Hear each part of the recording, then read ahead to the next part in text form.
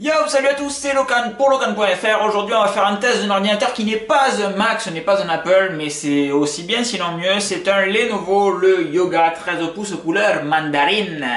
Push the tempo, push the tempo, push the tempo, push the tempo, push the tempo, push the tempo, push the tempo, push the tempo.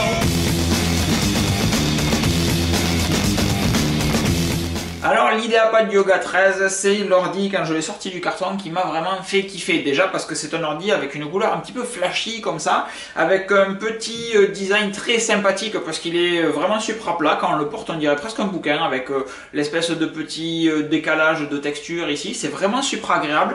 C'est un ordi qui, en dehors du... Alors point négatif, on va les faire dans l'ordre, qui est super chiant à ouvrir parce qu'il n'y a pas d'âme-coche devant ni quoi que ce soit. C'est vraiment...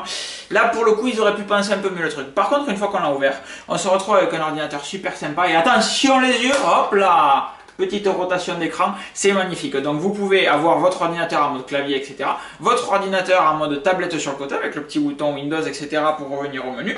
Ou vous le mettre en présentoir comme ceci, il est montré comme ça sur le site de Lenovo. Ou l'avoir à plat tout simplement pour montrer un truc avec votre collègue qui est de l'autre côté de la table. Ça, c'est super sympa. Ce petit Yoga 13 est un ordi donc très sympa d'un point de vue couleur notamment. Alors sur le niveau connectique, on a de l'HDMI pleine taille, un USB 3, une prise casque, un petit micro, le bouton de volume. Sur le devant, on a le bouton pour empêcher la rotation, on a le bouton on-off. Tout ceci c'est vide et il manque justement une encoche pour l'ouvrir facilement. On a sur le côté un bouton empêchant la rotation. On a ici un lecteur de carte SD. Clac, il suffit d'appuyer dessus et on éjecte la carte SD. Hop, on remet ça dedans. On a ici un port USB normal et les nouveaux chargeurs de chez Lenovo pour les petites séries assez fines. Alors je ne comprends pas, il faudra m'expliquer pourquoi on met des ports USB d'un côté, des ports USB 3 de l'autre. Si c'est la consommation, le périphérique ne prenant que ce qu'il a besoin, je vois pas pourquoi on limiterait. Bref, c'est un truc que je comprends pas sur les PC plastiques standards. Je pige pas. Donc quand on ouvre ceci, vous voyez qu'on est quand même obligé un petit peu de lutter, de ruser. J'ai trouvé le stratagème il y a pas longtemps en tenant le bas avec deux doigts, clac, et en ouvrant ici. Bon, on y arrive, ça fonctionne. C'est un écran tactile, comme vous le voyez, il y a des traces de doigts. On l'allume devant ici. Papapam. Et je m'en viens à demander si j'appuie dessus. Papapam, disais-je. Là.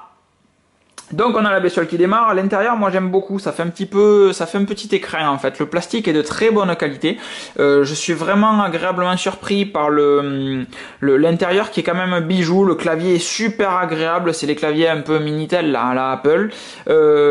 L'écran est tactile, donc on peut se balader sans problème dedans de manière très intuitive. Pardon, vous ne voyez rien.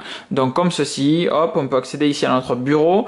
Le trackpad lui est vraiment très agréable aussi. On a un trackpad en verre qui nous permet de nous balader de manière très agréable sur l'écran. Et surtout, le truc qui est surkiffant, c'est le fait de pouvoir mettre son écran comme ceci, son ordinateur pardon comme ceci.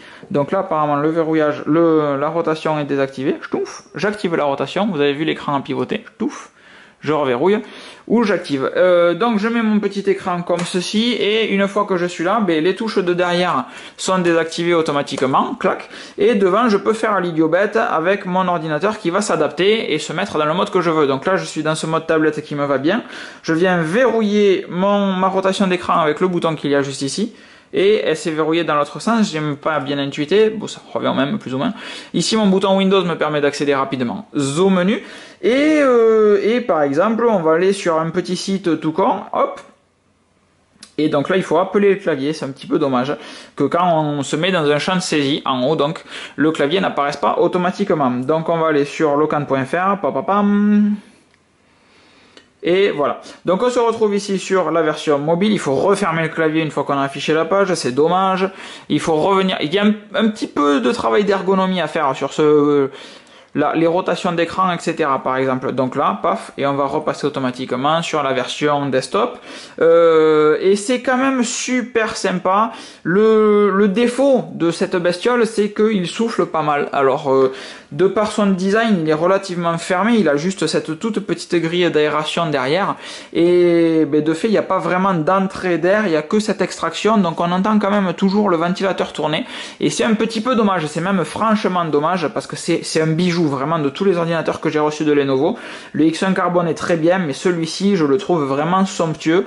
Ils sont allés chercher loin dans le design, c'est agréable. Vraiment, si j'avais un ordi Windows à banquer, ça serait celui-ci. Il y a toute la configuration qui va bien, c'est du SSD de 256 Go dedans sur le modèle testé. Il y a 8 Go de RAM, il y a un Core i7 standard par contre, c'est pas du V Pro qu'il y a dedans. Et une autonomie de 5 heures selon mes tests à peu près. Donc voilà, la petite bestiole coûte quand même 1300 €, donc c'est quelque chose qui est pas donné, mais qui est encore une fois super agréable, d'ergonomie, à mettre dans un sac, à transporter, etc. Je pige encore une fois pas bien le coup de l'USB 3 et de l'USB 2, bon c'est pas ce qui est dérangeant. Le prix est un petit peu élevé, mais l'écran est vraiment super bien défini, le tactile est très agréable, le form factor, j'aime pas trop employer des expressions anglaises, mais le form factor est vraiment barjo. Et non, que du bien, que du plus pour ce petit truc, voilà. Donc c'était une présentation plus que très rapide. C'était Locan pour locan.fr. Clac, la sortie de veille est imminente et extrêmement rapide. Je vous dis à très vite. Ciao ciao. Push the tempo, push the tempo, push the tempo, push the tempo.